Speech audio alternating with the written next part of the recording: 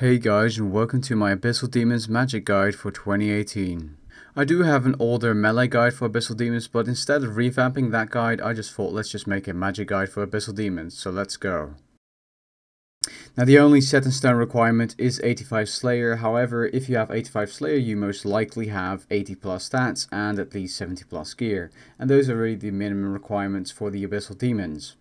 So instead of babbling on about the requirements, let's get into the items that you need. Now this guide is focused to mid-level players, but if you're a high level player you can still watch this video. Now the Vampirism Aura is required to AFK fully, unless you have curses of course, but you probably don't as you're a mid-level player.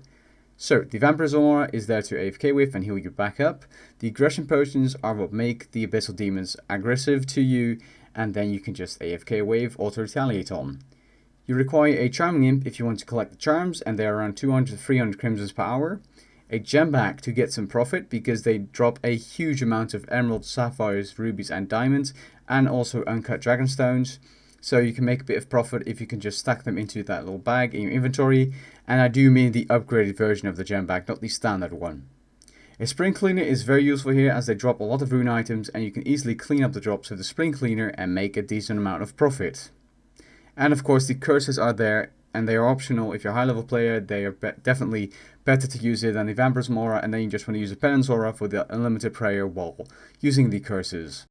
There's an example setup on screen and I'll briefly be covering it. There's Subjugation Armor, which is the cheapest tier 70 non-degradable armor, and it's pretty nice to use here, and for a mid-level player it will do.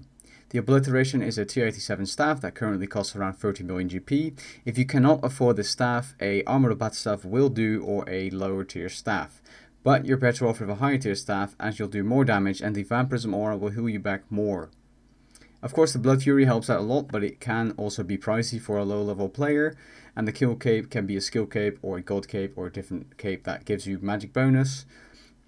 I was using a Ring of Fortune, which is a good ring I guess for all round combat. You can use a different ring if you wish to, and if you have better tier armor like the Animal Core armor or maybe Invertus, you can use it here as well to benefit yourself.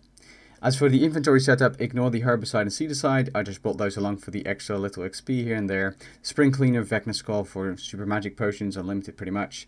Weapon Poison ++, as they can be poisoned, if you did not know that yet, and it boosts your damage and experience per hour. The Super Prayer Renewals for a prayer. Aggression Potions of course, which could be flasks if you wish to.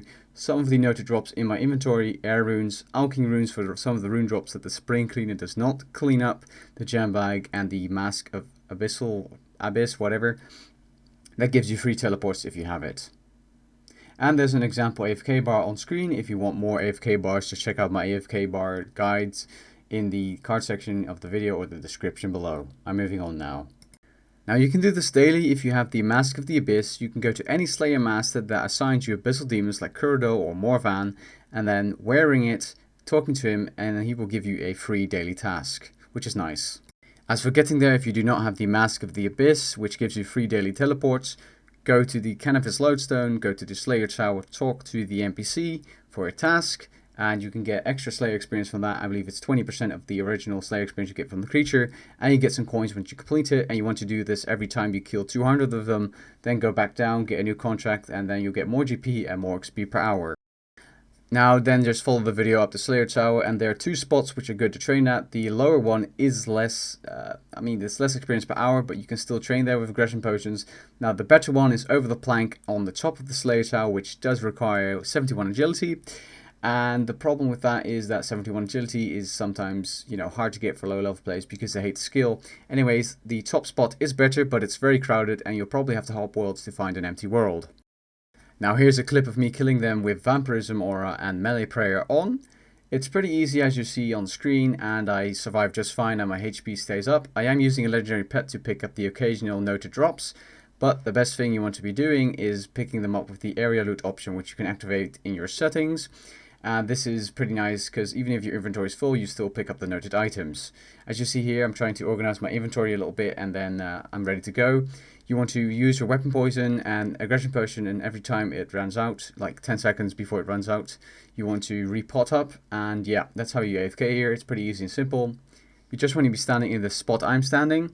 Now you definitely want to be using Revo++ for this, as it uses your thresholds and ultimates automatically, which is very useful, especially if you have Sunshine and Tsunami. Those two abilities are very good here. Now you might be wondering what the fourth ability on my action bar is, and that is the Corruption Blast ability. Now this ability is a area corrupting ability, and it bleeds enemies, and it's super useful for any kind of combat. You have a ranged version as well, but we're not going to be covering that today. And you can buy one for around 10 mil GP in the Grand Exchange by looking for the Mazcab Ability Codex. Now as you see on screen, I'm killing the Soul Split, and it's pretty much just as easy, and AFK you can just last a bit longer here with Soul Split because you're not dependent on a Vampirism aura at all. And if you're going to be using Soul Split, I do recommend you bring a lot more prayer potions. Now this was the end of my Abyssal Demons guide. If you're interested in loot from 1000 Abyssal Demons, I have a video on my channel. Other than that, I have combat guides on my channel if you're unsure on how to train combat from 99 to 120 or from levels 1 to 99. And I'll catch you guys later. Thanks for watching. Don't forget to subscribe. Peace. I'm never gonna stop, yeah. One shot, that's all you got. Take it right now, before you get lost, yeah. One shot, that's all you got. Write your own story, you control the plot, yeah. One shot, that's all you got. Could drop